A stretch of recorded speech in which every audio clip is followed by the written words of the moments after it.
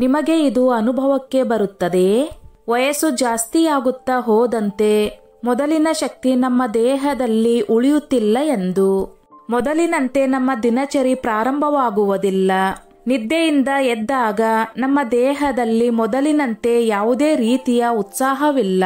ಮೊಣಕಾಲುಗಳಲ್ಲಿ ನೋವು, ಮಾಂಸಖಂಡಗಳಲ್ಲಿ ಸೆಳೆತ, ಸಣ್ಣ ಪುಟ್ಟ ಕೆಲಸ ಮಾಡಿದ ತಕ್ಷಣ ಸುಸ್ತಾಗುವುದು. ಈ ಅನುಭವ ಕೇವಲ ನಿಮಗಷ್ಟೇ ಅಲ್ಲ, ಈಗಿನ ಸಾಕಷ್ಟು ಜನರಲ್ಲಿ ಈ ಸಮಸ್ಯೆಗಳು ಹೆಚ್ಚಾಗುತ್ತಿದೆ. ಅದು ಕೂಡ 60 ವರ್ಷ ಮೇಲ್ಪಟ್ಟವರಲ್ಲಿ ಈ ಸಮಸ್ಯೆಗಳು ಹೆಚ್ಚಾಗಿ ಕಂಡು ಬರುತ್ತವೆ. ನಿಮಗೆ ಗೊತ್ತಿದೆಯೇ, ವಯಸ್ಸು ಎಷ್ಟೇ ಆದರೂ ಊಟ ಮಾಡಿದ ತಕ್ಷಣ ಶರೀರ ಮತ್ತೆ ಮೊದಲಿನಂತೆ ಶಕ್ತಿಯನ್ನು ಪಡೆದುಕೊಳ್ಳುತ್ತದೆ. ಅಷ್ಟೇ ಅಲ್ಲದೆ ನಾವು ಸರಿಯಾದ ಪೋಷಕಾಂಶಗಳನ್ನು ಸೇವಿಸುವುದರಿಂದ ನಮಗೆ ಆಗಿರುವ ವಯಸ್ಸಿಗಿಂತ 10 ರಿಂದ 15 ವರ್ಷ ಚಿಕ್ಕವರ ಹಾಗೆ ನಮಗೆ ಶಕ್ತಿ ಬರುತ್ತದೆ. ಈ ವಯಸ್ಸಿನಲ್ಲಿ ಔಷಧಿಗಳಿಗಿಂತ ಪೋಷಕಾಂಶಗಳಿರುವ ಆಹಾರ ಪದಾರ್ಥಗಳೇ ನಮಗೆ ತುಂಬಾ ಅವಶ್ಯಕವಾಗಿರುತ್ತವೆ. ಈ ಪೋಷಕಾಂಶಗಳ ಆಕಾರ ಅಡುಗೆ ಮನೆಯಲ್ಲೇ ಇದೆ ಎನ್ನುವುದನ್ನು ನಮಗೆ ಗೊತ್ತೇ ಇರುವುದಿಲ್ಲ. ಅದರ ಬಗ್ಗೆ ನಾವು ಗಮನ ಹರಿಸುವುದೇ ಇಲ್ಲ. ಕೆಲವೊಂದಿಷ್ಟು ಪೋಷಕಾಂಶಗಳು ಹೇಗಿರುತ್ತವೆ ಎಂದರೆ ಅವುಗಳು ವಯಸ್ಸಾದವರಿಗೆ ಸಂಜೀವಿನಿ ಇದ್ದಂತೆ. ಇವುಗಳನ್ನು ಸೇವಿಸುವುದರಿಂದ ದೇಹಕ್ಕೆ ಶಕ್ತಿಯನ್ನು ನೀಡುವುದಲ್ಲದೆ ಮಾಂಸಖಂಡಗಳನ್ನು ಶಕ್ತಿಶಾಲಿ ಆಗುವಂತೆ ಮಾಡುತ್ತವೆ. ರಕ್ತನಾಳಗಳಲ್ಲಿ ಶಕ್ತಿಯನ್ನು ಹೆಚ್ಚಿಸುತ್ತದೆ, ಮೆದುಳನ್ನು ಸಕ್ರಿಯಗೊಳಿಸುತ್ತದೆ ಮತ್ತು ಹೃದಯದ ಆರೋಗ್ಯವನ್ನು ಸಂಪೂರ್ಣವಾಗಿ ಬದಲಾಯಿಸುತ್ತದೆ. ಇಲ್ಲಿ ನಾವು ಅಂತಹ ಆಹಾರ ಪದಾರ್ಥಗಳ ಬಗ್ಗೆ ತಿಳಿದುಕೊಳ್ಳೋಣ. ಈ ಆಹಾರ ಪದಾರ್ಥಗಳು 60 ವರ್ಷಗಳ ಮೇಲ್ಪಟ್ಟ ಎಲ್ಲಾ ವಯಸ್ಸಾದವರ ಡಯಟ್ ಪ್ಲಾನಿಂಗ್ನಲ್ಲಿ ಇರಬೇಕು. ಈ ಆಹಾರ ಪದಾರ್ಥಗಳು ಯಾವುದೇ ವಿದೇಶಿ ಸಪ್ಲಿಮೆಂಟ್ಗಳಲ್ಲ. ನಮ್ಮ ದೇಶದಲ್ಲಿ ಸಿಗುವ ನೋಡಲು ಸಾಧಾರಣವಾದ ಆದರೆ ಶಕ್ತಿಶಾಲಿ ಆಹಾರ ಪದಾರ್ಥಗಳು ಮತ್ತು ಇದರ ಖರ್ಚು ಕಡಿಮೆ. ಇದರಿಂದ ನಮ್ಮ ದೇಹಕ್ಕೆ ಆಗುವ ಉಪಯೋಗ ಮಾತ್ರ ಯಾರೂ ಹೇಳತೀರದು.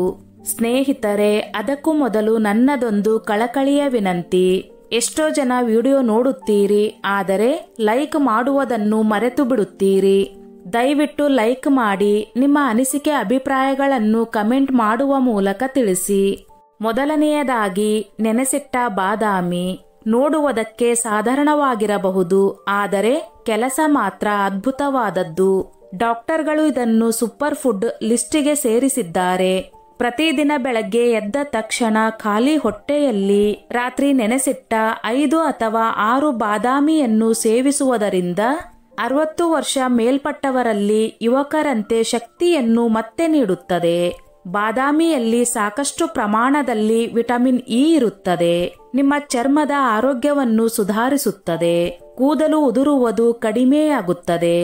60 ವರ್ಷಗಳ ನಂತರ ಮೆದುಳು ತನ್ನ ನೆನಪಿನ ಶಕ್ತಿಯನ್ನು ಕಡಿಮೆ ಮಾಡಿಕೊಳ್ಳುತ್ತಾ ಹೋಗುತ್ತದೆ. ಆಗ ಬಾದಾಮಿಯನ್ನು ನೀವು ಸೇವಿಸುವುದರಿಂದ ಅದರ ಪ್ರಮಾಣವನ್ನು ಕಡಿಮೆ ಮಾಡುತ್ತದೆ. ಕೆಲವೊಂದು ಸಾರಿ 60 ವರ್ಷ ಮೇಲ್ಪಟ್ಟ ವಯಸ್ಸಾದವರಲ್ಲಿ ಬೇರೆಯವರ ಹೆಸರುಗಳನ್ನು ಮರೆತು ಬಿಡುತ್ತಾರೆ. ಈ ರೀತಿ ಆಗುವುದರಿಂದ ನಿಮಗೆ ಮತ್ತೊಬ್ಬರ ಮುಂದೆ ಕಸಿವಿಸಿಯಾಗುತ್ತದೆ. ಆದರೆ ನೀವು ಪ್ರತಿದಿನ ಬಾದಾಮಿಯನ್ನು ಸೇವಿಸುವುದರಿಂದ ಮೆದುಳಿಗೆ ರಕ್ತ ಸಂಚಾರ ಸರಾಗವಾಗಿ ಸಾಗುತ್ತದೆ. ಇದರಿಂದಾಗಿ ನಿಮ್ಮ ನೆನಪಿನ ಶಕ್ತಿ ಹೆಚ್ಚಾಗುತ್ತದೆ ಮತ್ತು ನಿಮ್ಮ ಏಕಾಗ್ರತೆ ಕೂಡ ಸುಧಾರಿಸುತ್ತದೆ. ಒಂದು ಮಾತನ್ನು ನೆನಪಿಟ್ಟುಕೊಳ್ಳಿ. ರಾತ್ರಿ ಬಾದಾಮಿಯನ್ನು ನೆನೆಸಿಟ್ಟು ಬೆಳಗ್ಗೆ ಅದರ ಸಿಪ್ಪೆಯನ್ನು ಸುಲಿದು ನಂತರ ಬಾದಾಮಿಯನ್ನು ಸೇವಿಸಬೇಕು. ಇದು ನಿಮ್ಮ ಜೀರ್ಣಕ್ರಿಯೆಯನ್ನು ಸುಧಾರಿಸುತ್ತದೆ ಮತ್ತು ದೇಹವು ಎಲ್ಲಾ ಪೋಷಕಾಂಶಗಳನ್ನು ಪಡೆಯುತ್ತದೆ. ಈಗ ದ್ವಿದಳ ಧಾನ್ಯಗಳಂತಹ ಇತರ ಆಹಾರಗಳ ಬಗ್ಗೆ ಮಾತನಾಡೋಣ. ಆದರೆ ಇದನ್ನು ಬಹುತೇಕ ಎಲ್ಲಾ ಮನೆಯಲ್ಲೂ ತಯಾರಿಸಲಾಗುತ್ತದೆ. ಆದರೆ ನಮ್ಮಲ್ಲಿ ಅನೇಕರಿಗೆ ಇದರ ಮಹತ್ವ ತಿಳಿದಿಲ್ಲ. ನಾವು ದ್ವಿದಳ ಧಾನ್ಯಗಳ ಬಗ್ಗೆ ಮಾತನಾಡುತ್ತಿದ್ದೇವೆ, ವಿಶೇಷವಾಗಿ ಬೇಳೆಕಾಳುಗಳು. ವಯಸ್ಸಾಗುತ್ತಾ ಹೋದಂತೆ ನಮ್ಮ ದೇಹದಲ್ಲಿ ಶಕ್ತಿ ಕಡಿಮೆಯಾಗಲು ಕಾರಣ ನಾವು ಸೇವಿಸುವ ಆಹಾರ ಪದಾರ್ಥಗಳಲ್ಲಿ ಪ್ರೋಟೀನ್ ಅಂಶ ಇಲ್ಲದೇ ಇರುವುದು. ಇದರಿಂದಾಗಿ ಮಾಂಸಖಂಡಗಳಲ್ಲಿ ನೋವು ಶುರುವಾಗುತ್ತದೆ. ಶರೀರಕ್ಕೆ ಬೇಕಾದಂತಹ ಶಕ್ತಿ ದೊರೆಯುವುದಿಲ್ಲ. ದೇಹದ ದುರಸ್ತಿ ಪ್ರಕ್ರಿಯೆಯು ನಿಧಾನವಾಗುತ್ತದೆ. ಈ ಸಮಯದಲ್ಲಿ ದೇಹ ಹಗುರ ಮತ್ತು ಆದಷ್ಟು ಬೇಗ ಜೀರ್ಣವಾಗುವ ಆಹಾರ ಪದಾರ್ಥಗಳು ಬೇಳೆಕಾಳುಗಳು, ಹೆಸರುಬೇಳೆ, ಕಡಲೆಕಾಳುಗಳು. ಇವುಗಳು ಪ್ರೋಟೀನ್ಗಳ ಉತ್ತಮ ಮೂಲಗಳಾಗಿವೆ. ಈ ಕಾಳುಗಳಲ್ಲಿ ಅಮಿನೋ ಆಸಿಡ್ನಂತಹ ಪೋಷಕಾಂಶಗಳು ಇರುತ್ತವೆ. ಇವುಗಳು ದೇಹದಲ್ಲಿ ಹೊಸ ಹೊಸ ಮಾಂಸಖಂಡಗಳನ್ನು ಉತ್ಪತ್ತಿ ಮಾಡಲು ಸಹಾಯ ಮಾಡುತ್ತವೆ.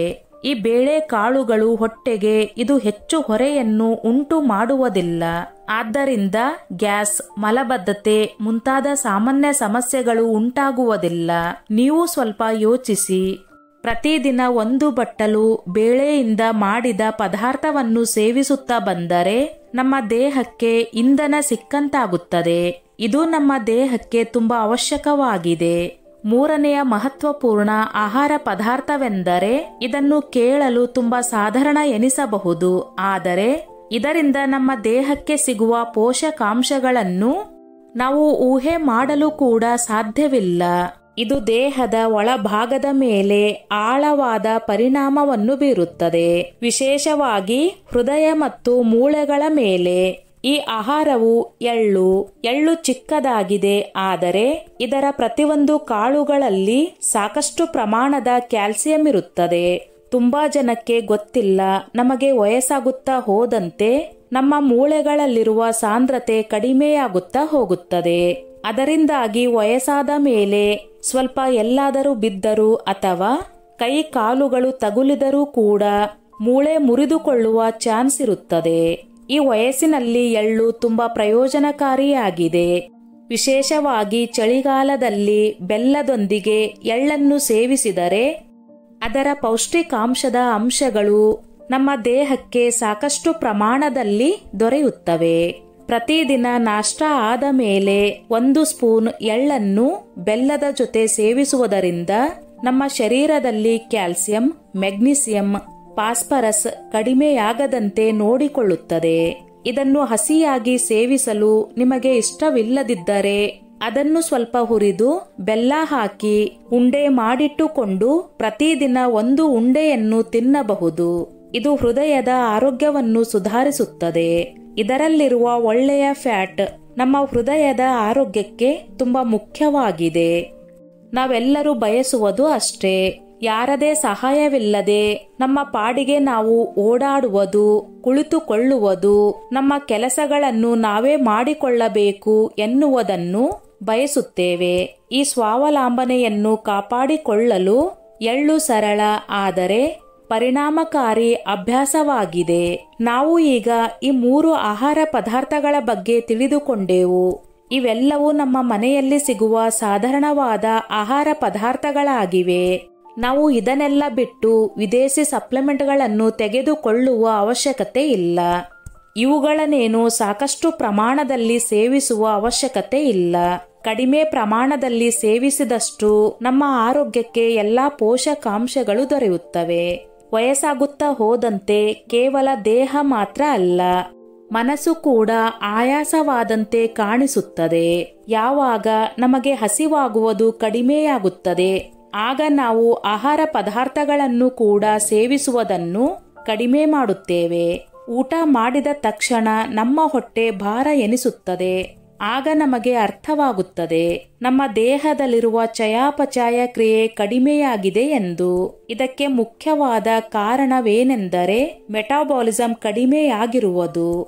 ಅಂತಹ ಪರಿಸ್ಥಿತಿಯಲ್ಲಿ ದೇಹಕ್ಕೆ ಜೀವವನ್ನು ಮರಳಿ ತರಬಹುದಾದ ವಸ್ತು ಅದು ಯಾವುದೆಂದರೆ ಮೊಸರು. ಮನೆಯಲ್ಲಿಯೇ ತಯಾರಿಸುವ ಮೊಸರಿನಲ್ಲಿ ಸಾಕಷ್ಟು ಪ್ರಮಾಣದಲ್ಲಿ ಪ್ರೋಬಯೋಟಿಕ್ಸ್ ಇರುತ್ತದೆ ಮತ್ತು ಆರೋಗ್ಯಕರ ಬ್ಯಾಕ್ಟೀರಿಯಾಗಳಿರುತ್ತವೆ. ಇವುಗಳು ಜೀರ್ಣಕ್ರಿಯೆ ಹೆಚ್ಚಿಸಲು ತುಂಬಾ ಸಹಾಯ ಮಾಡುತ್ತವೆ. ಇದು ತೂಕ ಹೆಚ್ಚಿಸುವಲ್ಲಿ ಬಹಳಷ್ಟು ಸಹಾಯ ಮಾಡುತ್ತದೆ. 60 ವರ್ಷಗಳ ನಂತರ ಮಲಬದ್ಧತೆ, ಗ್ಯಾಸ್, ವಾಯುಭಾರವನ್ನು ಈ ರೀತಿ ಸಮಸ್ಯೆಗಳು ಈ ವಯಸ್ಸಿನಲ್ಲಿ ತುಂಬಾ ಸಾಮಾನ್ಯ. ಆದ್ದರಿಂದ ಪ್ರತಿದಿನ ಬೆಳಗ್ಗೆ ನಾಷ್ಟಾ ಆದ ಮೇಲೆ 1 ಬಟ್ಟಲು ಮೊಸರನ್ನು ಸೇವಿಸಬಹುದು. ಇದರಿಂದಾಗಿ ಜೀರ್ಣಶಕ್ತಿ ಹೆಚ್ಚುತ್ತದೆ ಮತ್ತು ಆಹಾರದಲ್ಲಿರುವ ಪೋಷಕಾಂಶಗಳು ದೇಹಕ್ಕೆ ಸೇರುವಂತೆ ಮಾಡುತ್ತದೆ. ಮೊಸರಿನಲ್ಲಿ ಕ್ಯಾಲ್ಸಿಯಂ ಹಾಗೂ ವಿಟಮಿನ್ B12 ಸಾಕಷ್ಟು ಪ್ರಮಾಣದಲ್ಲಿ ಇರುತ್ತದೆ. 2 ಪೋಷಕಾಂಶಗಳು ಮೂಳೆಗಳಿಗೆ ಸಾಕಷ್ಟು ಪ್ರಮಾಣದಲ್ಲಿ ಶಕ್ತಿಯನ್ನು ನೀಡಿ ಅವುಗಳು ಗಟ್ಟಿಮುಟ್ಟಾಗುವಂತೆ ನೋಡಿಕೊಳ್ಳುತ್ತವೆ. ಇನ್ನೊಂದು ಮಾತನ್ನು ನೆನಪಿಟ್ಟುಕೊಳ್ಳಿ, ಮೊಸರನ್ನು ರಾತ್ರಿ ಸಮಯದಲ್ಲಿ ಸೇವಿಸಬೇಡಿ. ಏಕೆಂದರೆ ಮೊಸರು ತಂಪಾಗಿರುವುದರಿಂದ ಕೆಲವೊಂದಿಷ್ಟು ವೃದ್ಧರಿಗೆ ಇದು ಕೆಮ್ಮು, ನೆಗಡಿ, ಕಫ ಆಗುವ ಚಾನ್ಸಸ್ ಜಾಸ್ತಿ ಇರುತ್ತದೆ. ನಂತರ ಒಣ ಅಂಜೂರಗಳು.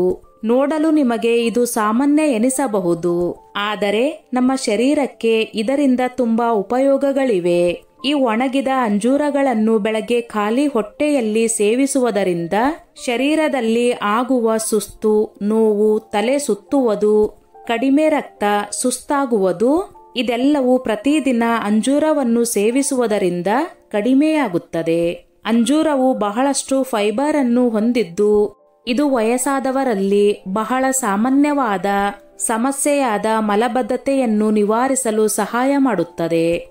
60 ವರ್ಷಗಳ ನಂತರ ದೇಹದಲ್ಲಿ ರಕ್ತ ಕಡಿಮೆ ಆಗುವುದು ತುಂಬಾ ಸಾಮಾನ್ಯವಾದ ವಿಷಯವಾಗಿದೆ.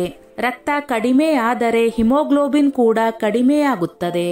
ಕೆಲವೊಂದಿಷ್ಟು ಹಿರಿಯರು ಹೇಳುತ್ತಲೇ ಇರುತ್ತಾರೆ, ಸ್ವಲ್ಪ ನಡೆದರೆ ಸಾಕು ಸುಸ್ತಾಗುತ್ತದೆ ಎಂದು. ಮೆಟ್ಟಿಲುಗಳನ್ನು ಹತ್ತುವಾಗ ಇಳಿಯುವಾಗ ತುಂಬಾ ಸುಸ್ತಾಗಿ ಬಿದ್ದಂತಾಗುತ್ತದೆ. ಈ ಸಮಸ್ಯೆಯಿಂದ ನಮಗೆ ಗೊತ್ತಾಗುತ್ತದೆ ನಮ್ಮ ಶರೀರದಲ್ಲಿ ರಕ್ತ ಸರಿಯಾದ ಪ್ರಮಾಣದಲ್ಲಿ ಇಲ್ಲ ಎನ್ನುವುದು. ಇಂತಹ ಸಮಯದಲ್ಲಿ ಅಂಜೂರ ನಮಗೆ ಹೋದ ಶಕ್ತಿಯನ್ನು ಪುನಃ ಮರಳಿ ಬರುವಂತೆ ಮಾಡುತ್ತದೆ. ಇದು 60 ವರ್ಷಗಳ ನಂತರ ಒಂದು ವರದಾನವಿದ್ದಂತೆ. ರಾತ್ರಿ ನೀರಿನಲ್ಲಿ ನೆನೆಸಿಟ್ಟು ಬೆಳಗ್ಗೆ ಖಾಲಿ ಹೊಟ್ಟೆಯಲ್ಲಿ ಅಂಜೂರವನ್ನು ತಿನ್ನಬೇಕು. ಇದು ತುಂಬಾ ಒಳ್ಳೆಯದು ಎಂದು ಸಾಕಷ್ಟು ಪ್ರಮಾಣದಲ್ಲಿ ತಿನ್ನುವ ಹಾಗಿಲ್ಲ. ಅತಿಯಾದರೆ ಅಮೃತವು ವಿಷವಿದ್ದಂತೆ. ಆದ್ದರಿಂದ ಮಿತ ಪ್ರಮಾಣದಲ್ಲಿ ಸೇವಿಸಬೇಕು. ನಂತರ ಅಕ್ರೋಟ್. ಇದು ಕೂಡ ನಮ್ಮ ಮೂಳೆಗಳು ಹಾಗೂ ಮಾಂಸಖಂಡಗಳಿಗೆ ಸಾಕಷ್ಟು ಶಕ್ತಿಯನ್ನು ಕೊಡುತ್ತದೆ. ಸಾಕಷ್ಟು ಜನ ಹೇಳುತ್ತಾರೆ ಇದು ಮೆದುಳಿಗೆ ತುಂಬಾ ಒಳ್ಳೆಯದು ಎಂದು. ಆದರೆ ಮೆದುಳಿಗಿಂತ ಮನುಷ್ಯನ ಮೂಳೆಗಳು ಹಾಗೂ ಮಾಂಸಖಂಡಗಳಿಗೆ ಇದು ತುಂಬಾ ಮುಖ್ಯವಾದ ಪೋಷಕಾಂಶವಾಗಿದೆ. ವಯಸ್ಸಾಗುತ್ತಾ ಹೋದಂತೆ ನಮ್ಮ ಮೆದುಳಿನ ಶಕ್ತಿ ಕಡಿಮೆಯಾಗುತ್ತಾ ಹೋಗುತ್ತದೆ. ನೆನಪಿನ ಶಕ್ತಿ ಕಡಿಮೆಯಾಗುತ್ತದೆ. ನಾವು ಹೆಸರುಗಳನ್ನೇ ಮರೆತು ಬಿಡುತ್ತೇವೆ. ಇದೆಲ್ಲದಕ್ಕೂ ಕಾರಣ ಮೆದುಳಿನ ಶಕ್ತಿ ವಯಸ್ಸಾದಂತೆ ಕಡಿಮೆಯಾಗುತ್ತಾ ಹೋಗುತ್ತದೆ.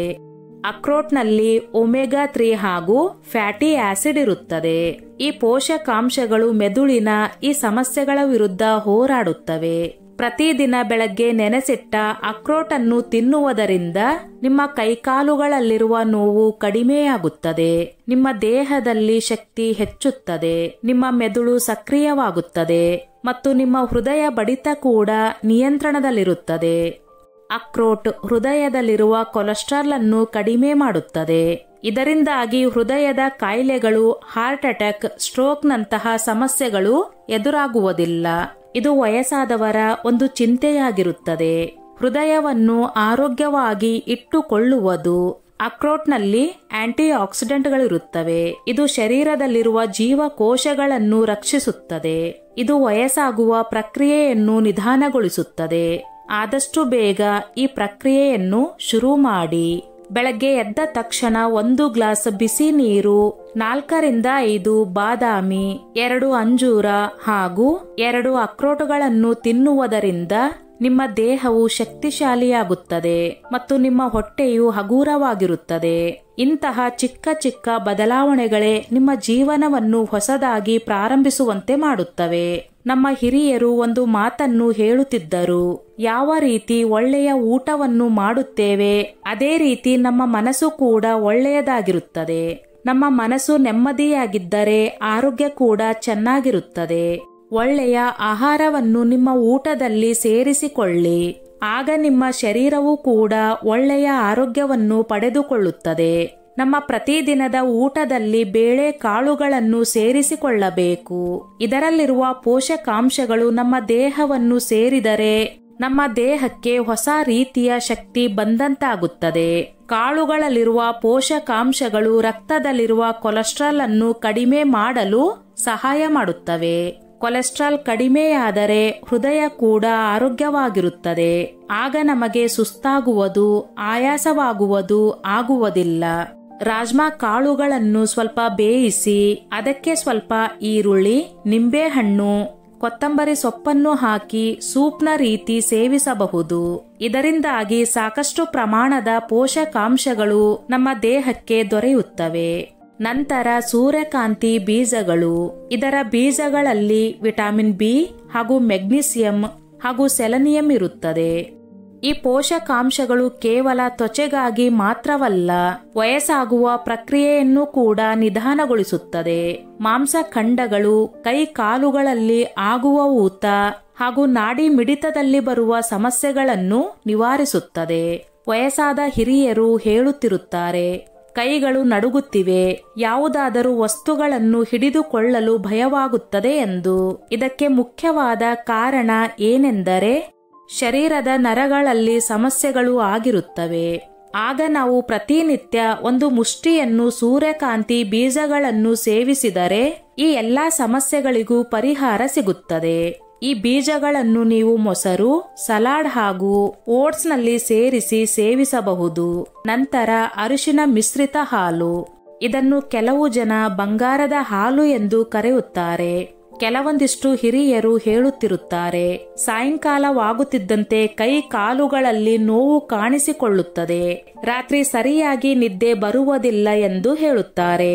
ಈ ಸಮಯದಲ್ಲಿ ಬಿಸಿಯಾದ ಹಳದಿ ಮಿಶ್ರಿತ ಹಾಲನ್ನು ಕುಡಿಯುವುದರಿಂದ ನಿದ್ದೆ ಚೆನ್ನಾಗಿ ಬರುತ್ತದೆ. ಅರಿಶಿಣದಲ್ಲಿ ಆಂಟಿ ಆಕ್ಸಿಡೆಂಟ್ಗಳಿದ್ದು ಹಾಲಿನಲ್ಲಿ ಕ್ಯಾಲ್ಸಿಯಂ ಇದ್ದು ದೇಹದಲ್ಲಿರುವ ಮೂಳೆಗಳು ಹಾಗೂ ಮಾಂಸಖಂಡಗಳಲ್ಲಿರುವ ನೋವನ್ನು ಕಡಿಮೆ ಮಾಡುತ್ತವೆ ಹಾಗೂ ನಿದ್ದೆ ಚೆನ್ನಾಗಿ ಬರುವಂತೆ ಮಾಡುತ್ತದೆ. ಇದರಿಂದಾಗಿ ದೇಹದಲ್ಲಿ ರೋಗ ನಿರೋಧಕ ಶಕ್ತಿ ಕೂಡ ಹೆಚ್ಚಾಗುತ್ತದೆ. ಪ್ರತಿದಿನ 1 ಗ್ಲಾಸ್ ಹಾಲಿಗೆ ಅರ್ಧ ಟೀ ಸ್ಪೂನ್ ಅರಿಶಿನ ಪುಡಿಯನ್ನು ಹಾಕಿಕೊಂಡು ಸೇವಿಸಬಹುದು. ವಯಸ್ಸು ಕೇವಲ ನಂಬರ್ ಅಷ್ಟೇ. ನಮ್ಮ ಶರೀರಕ್ಕೆ ಆ ವಯಸ್ಸಿಗೆ ತಕ್ಕಂತೆ ಪೋಷಕಾಂಶಗಳನ್ನು ಒದಗಿಸುವುದು ನಮ್ಮ ಆದ್ಯ ಕರ್ತವ್ಯವಾಗಿರುತ್ತದೆ. ಆದ್ದರಿಂದ ನೀವು ಕೂಡ ಇಂದಿನಿಂದಲೇ ಈ ಎಲ್ಲಾ ಪೋಷಕಾಂಶಗಳನ್ನು ತೆಗೆದುಕೊಳ್ಳುವುದಕ್ಕೆ ಶುರು ಮಾಡಿ. ಇದರ ಪವಾಡಗಳು ನಿಮಗೆ ಗೊತ್ತಾಗುತ್ತದೆ. ಸ್ನೇಹಿತರೆ, ಈ ನನ್ನ ಮಾಹಿತಿ ನಿಮಗೆ ಇಷ್ಟವಾಗಿದ್ದಲ್ಲಿ ದಯವಿಟ್ಟು ಶೇರ್ ಮಾಡಿ, ಲೈಕ್ ಮಾಡಿ ಮತ್ತು ಸಬ್ಸ್ಕ್ರೈಬ್ ಮಾಡಿ.